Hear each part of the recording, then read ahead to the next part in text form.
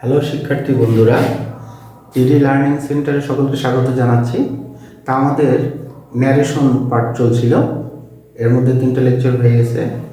আশা করি আর 2টি লেকচারের মধ্যে এগুলো শেষ হবে। আমি আস্তে আস্তে করে একটু একটু করে করাচ্ছি, তোমরা এগুলো সব মনোযোগ দিয়ে দেখবে এবং আশা করি যে কোনো কম্পিটিটিভ এক্সামে তোমাদের এগুলো খুব কাজে লাগবে। শুধু কম্পিটিটিভ এক্সাম না, যে কোনো গ্রামাটিক্যাল বিষয়ে তোমাদের এগুলো খুব কাজে লাগবে বলে আমি আশা করি। তো ঠিক আছে, আজকে তোমাদের আমি শেখাবো ইন্টারোগেটিভ সেন্টেন্সের উপর। এর আগে তোমাদের অ্যাসার্টিভ সেন্টেন্স এবং অপটেটিভ সেন্টেন্স হয়ে গেছে। আজকে তোমাদের শেখাবো ইম্পারেটিভ সেন্টেন্স। তা সবাই দেখো, আমি ইন্টারোগেটিভ।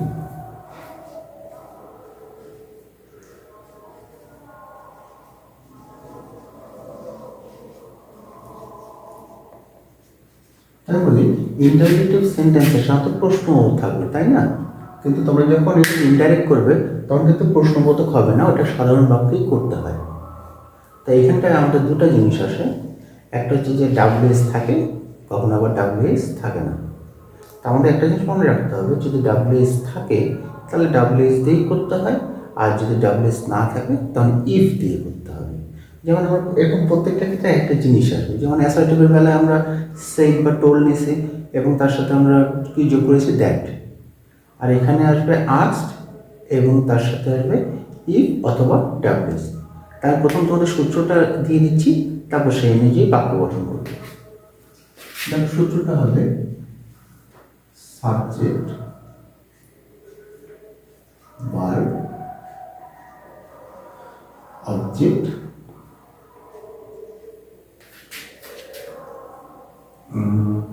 এখানে ভার্ব না দিয়ে আমি আস্ক দিই।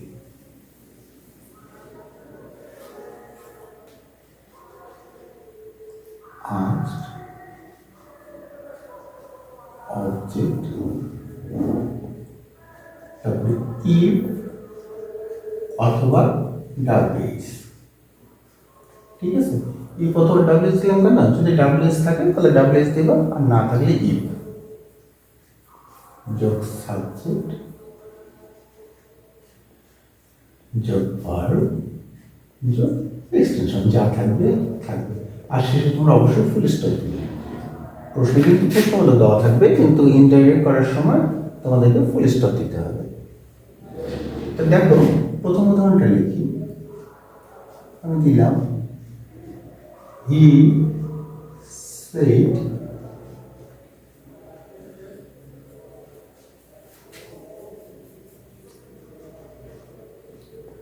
উইল ইউ কাম।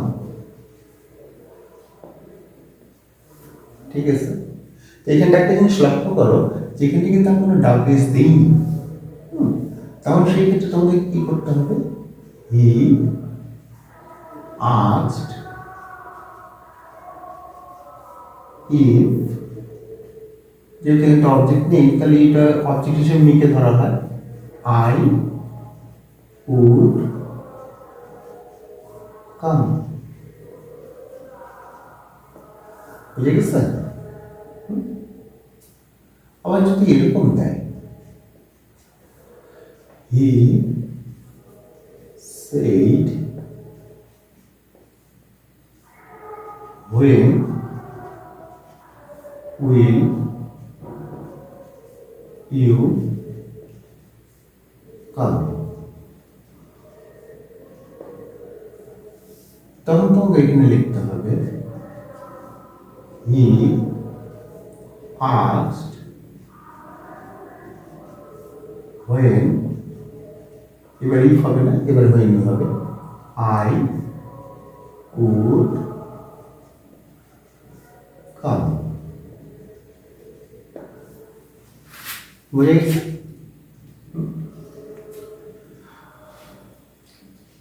এক্ষেত্রে দেখো তোমাদের একটা জিনিস মনে রাখতে হবে যে ডাব্লিউএস থাকলে ডাব্লিউএস, আর ডাব্লিউএস না থাকলে ইফ। আর কিন্তু এখানে কোনো কিছু নেই, তবে এখানে তোমরা আস্কের জায়গায় ইনকোয়ারিও দিতে পারো। তো বলতে যেহেতু অত গুরুত্বপূর্ণ না, আস্কে দেওয়া থাকে, এই জন্য তোমরা আস্ক দিয়েই করবে। অন্য যত পরীক্ষাগুলো হয় সেখানটায় আর্টসে দেওয়া থাকে, দু একটা পরীক্ষা দেখা গেছে যে ইনকোয়ার দেওয়া থাকে। তো তোমার একটা দরকার নেই, তোমরা আর্টসটাই মনে রাখবে। ওকে, আমি আরো উদাহরণ দিচ্ছি।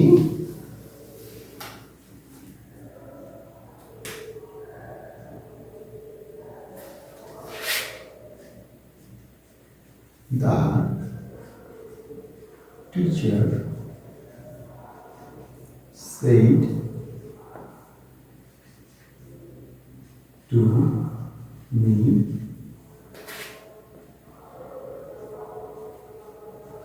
why did you go there?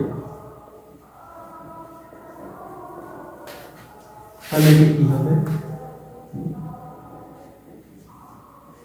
The teacher asked me why I had হবে। কারণ দেখো এটাও পাস এটাও পাস, দুটা যদি পাস হয় তখন পাস পারফেক্ট হবে না? why I had gone, এবার V3 লাগবে there। আচ্ছা, এখন এখানে একটা গুরুত্বপূর্ণ জিনিস তোমাদের শেখানো আছে। আমরা এটাকে আমরা এইভাবে দিলাম, the teacher said to me, why have you gone there? এটা অ্যান্সারটা কি হবে? The teacher asked me why I had gone there। বুঝেছি? কিন্তু এখানে একটা জিনিস দেখো তো, ইনডাইরেক্টে দেখো তো দুটো অ্যান্সার একই আছে না? এখন দেখা গেল যে তোমাদেরকে এটাই প্রশ্ন আকারে দিল, বললো যে এটা তোমরা ডাইরেক্ট করো। এখন ডাইরেক্টে দুটো অ্যান্সারই লেখা আছে, হ্যাভ দিয়েও দেওয়া আছে আবার ডিড দিয়েও দেওয়া আছে। তখন তোমরা কোনটা টিক চিহ্ন দিবে? আসলে দুটো রাইট হওয়া সত্ত্বেও প্রেফার করে বেশি এই ডিডের কাজটাকে, ঠিক আছে? পাস্ট টেন্সে যেটা থাকে সেটাকে বেশি প্রেফার করে। এই জন্যই তোমরা যখন কখনো এরকম ইনডাইরেক্ট দেওয়া থাকবে, ডাইরেক্ট করার সময় তোমরা দেখবে যে ডিড দিয়ে কোনটা দেওয়া আছে বা পাস্ট টেন্স দিয়ে কোনটা দেওয়া আছে। তোমরা যে প্রেজেন্ট পারফেক্টে যেটা থাকবে সেটাই তোমরা টিক চিহ্ন দিবে না। কেন দিবে না তা ঠিক জানা নেই, তবে ওনারা এটাকে প্রেফার করে বেশি, ডিডটাকে প্রেফার করে বেশি। এখন চাকরির যতগুলো তোমরা চাকরির যে পরীক্ষাগুলো আছে সেইখানটায় দেখবে যদি এরকম টাইপের থাকে, দেখবা যে এই পাস্ট টেন্স জাতীয় জিনিসটাকে তারা রাইট দিচ্ছে, তারা কিন্তু প্রেজেন্ট পারফেক্টটাকে ধরেনি। বুঝে গেছে? তা তোমরা এটাকে ফলো করবে। তো এই গেল আমাদের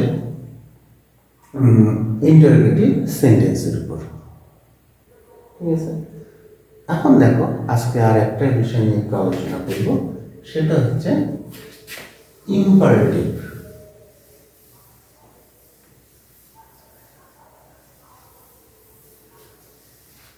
ইম্পারেটিভ নিয়ে একটু আলোচনা করি।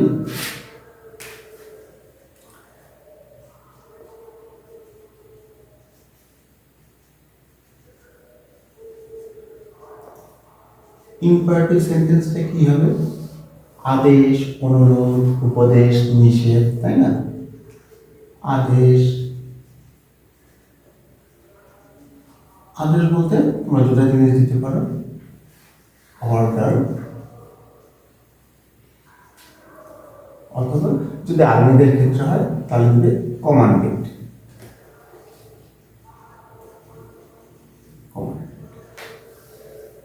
যদি উপদেশ হয় তাহলে কি দিবে? অ্যাডভাইসড।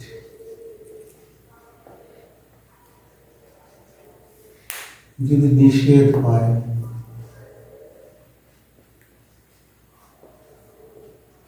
তাহলে দেবে ফরওয়ার্ড।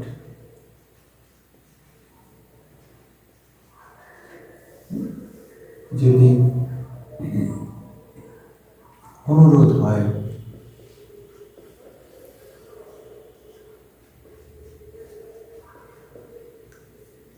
তাহলে দেবে রিকোয়েস্টেড।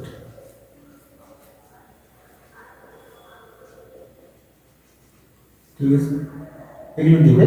আর এগুলোর ক্ষেত্রে তোমাদের সবসময় ব্যবহার করতে হবে টু। যেমন আমি বলেছি অ্যাফার্টিভে তোমরা ব্যবহার করেছো প্রিভিয়াসলি দ্যাট, তারপরে ইন্টারগেটিভ ব্যবহার করেছো ইড অথবা ডাব্লিউএস, আর ইনভারেটিভে তোমাদের ব্যবহার করতে হবে টু, টু অথবা নট টু দিয়ে করা যায়। তাহলে আমি একটা উদাহরণ দিয়ে বুঝাই।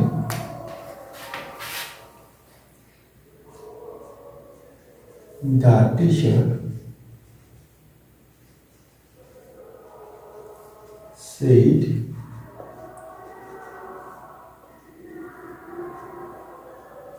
stand up. তখন করতে হবে কি, তখন তোমরা লিখবে the teacher, এটাকে আদেশ করা বুঝাচ্ছে না, the teacher ordered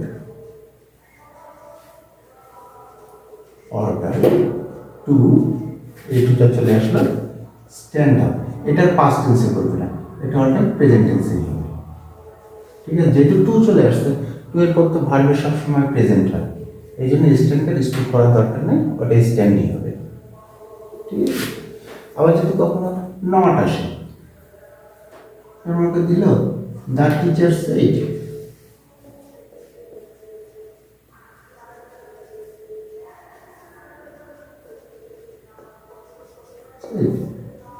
do not run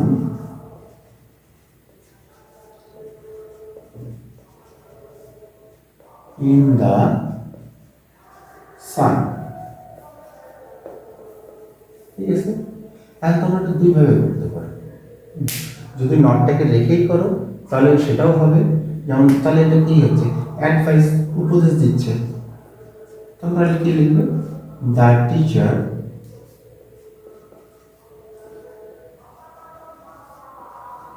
advised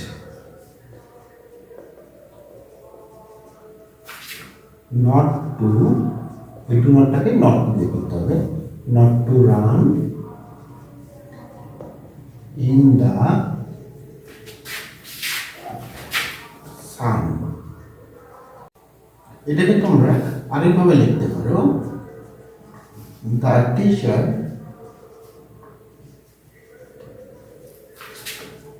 forbade,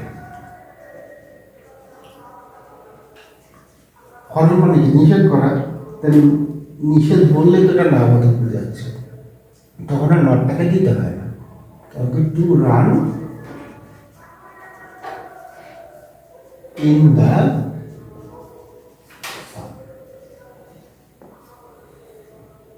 ঠিক আছে, বুঝে গেছে বিষয়। ফরওয়ার্ড দিলে কখনো নট ব্যবহার করবে না, কারণ এটা নিষেধ করা হয়ে গেছে। ঠিক আছে,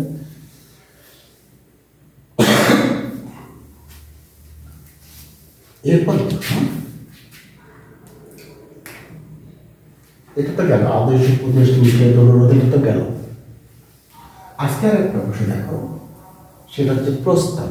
অর্থাৎ যে লেট দিয়ে কোনো কিছু দেওয়া থাকে তখন প্রস্তাব। প্রস্তাবের ক্ষেত্রে তোমাদের ব্যবহার করতে হবে প্রপোজড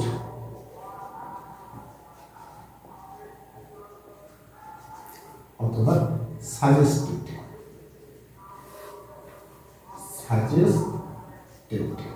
ঠিক আছে, এবং এই ক্ষেত্রে টু দেওয়া যাবে না, তখন তোমাদের ব্যবহার করতে হবে দ্যাট। ওকে, তো দেখো এখানে আমি একটা উদাহরণ দিই, এবং এক্ষেত্রে বাকি সবসময় লেট দিয়ে থাকে। দিলাম he said to me, let us go there. ঠিক আছে, এই যে লেট দেওয়া আছে না, তখন সেখানে তোমাদের করতে হবে হি প্রপোজড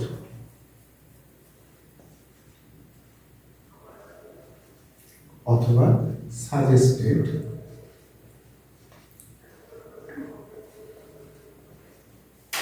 মি দ্যাট, একটা বাক্য আসবে, আগের জন্য নিলাম ওই শুড, এই শুডটা সবসময় ব্যবহার করবে, হ্যাঁ এটা সবসময় ব্যবহৃত হবে, we should go there. Subject যাই আসুন না কেন শুডটা তোমাদেরকে ব্যবহার করতে হবে।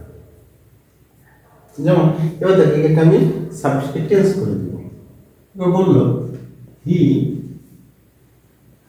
Said to me let him দিলেন read the book, তাহলে এটা কি হবে,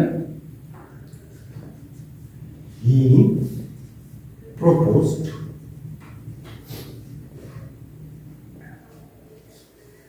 অথবা suggested